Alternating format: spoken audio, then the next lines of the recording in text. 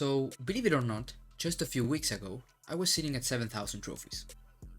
However, by the end of my first season, I had 2 accounts inside of the top 10,000 players in the world. I even peaked at around 5,000 in the world in the middle of the season. And I wasn't abusing the meta, I was just repeating, absorbing data, and making small tweaks that added up exponentially. In this video, I'll show you the exact framework that took me there step by step, so you can climb faster without spending your entire life in mid-ladder. My tip number 1 is to stick to one deck. The biggest mistake most players make is changing decks every week. For example, I personally stuck with Logbait for weeks, and although I sometimes tried variants, it was always the same archetype. When you play one deck long enough, you will stop learning cards and start learning matchups. You will predict interactions, you will master placements, and you will adapt faster than players who are chasing every single new trend.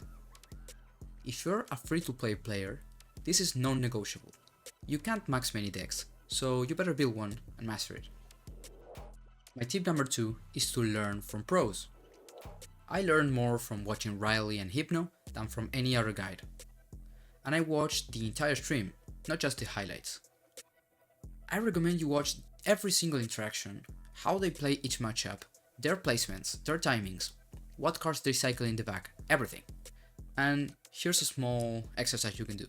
You can pause the stream or the video before the pro makes each move, and you can try and guess what the pro will do next. If you're wrong, well, you're still learning. And if you get it right, then you're probably starting to get how the pro plays. Try and ask questions on their streams, they'll probably answer, and you probably learned a couple of things. My tip number 3 is to study your stats with RoyaleAPI. So RoyaleAPI isn't just for finding decks, it's a goldmine of personal data. You can check your win rates, you can check bad matchups, and even your success with specific card swaps. You will find patterns you didn't even notice mid-game. If you want to climb fast, you need feedback, and RoyaleAPI gives you that for free. My tip number 4 is that volume is always better than perfection.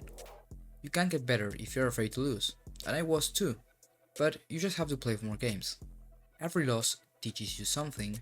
It teaches you timing, it teaches you spacing, interactions, and how to manage the chaos. Don't wait for the perfect mood to play, just play.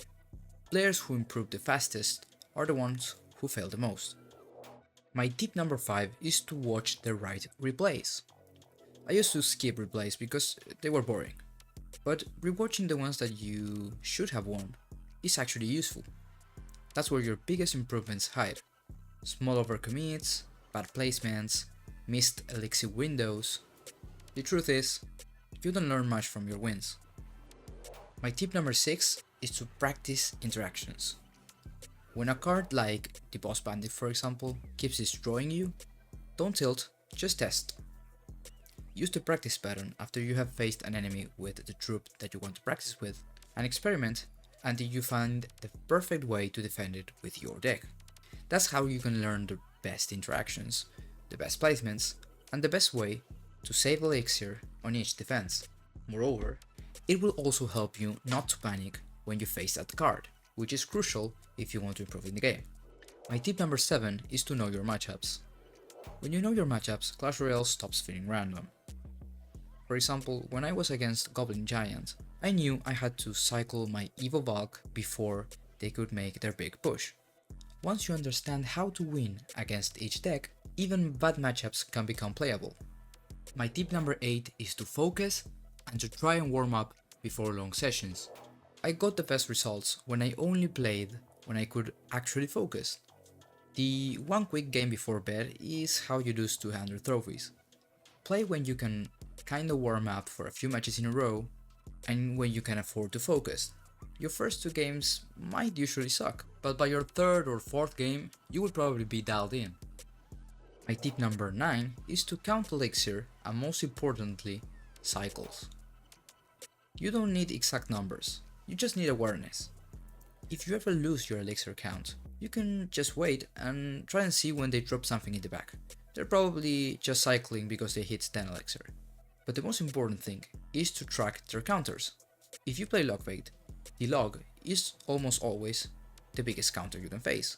But that's also the best card you can face, because if you keep track of the log, you can probably outcycle it and win the game. But don't just focus on their counters, focus on their win conditions, so you might predict when a balloon is coming, for example. My tip number 10 is to win on trades. Every top player lives by one rule: spend less than your opponent. If they spend 5 and you can defend with 3, that's how you win 2 Elixir. And whenever possible, defend with troops that you can actually counter-push your opponent with. For example, on my logbait decks, I could sometimes defend a Valkyrie with some wall breakers. And just like that, I just turned my defense into offense. I forced my opponent to spend more Elixir, and because of that, I made a positive Elixir trade. My tip number 11 is to always see the bigger picture. If your goal is to achieve a top 10 finish, for example, you will eventually need to max your cards for your main deck. But being free to play doesn't stop you from getting there. I hit 2 top 10,000 in the world by sticking to one archetype and mastering some fundamentals. You don't need 100 decks, you need to be the master of one deck. And sometimes, skill scales faster than levels, so you might get far with level 14 deck.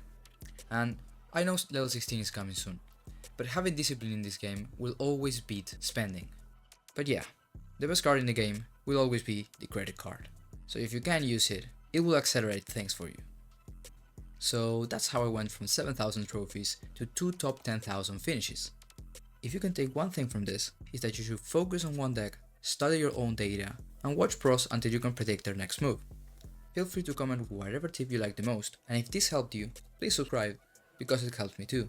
You'll probably see me around on X and uploading more content like this soon on this channel. So thank you very much for watching, and don't forget to leave your like and subscribe.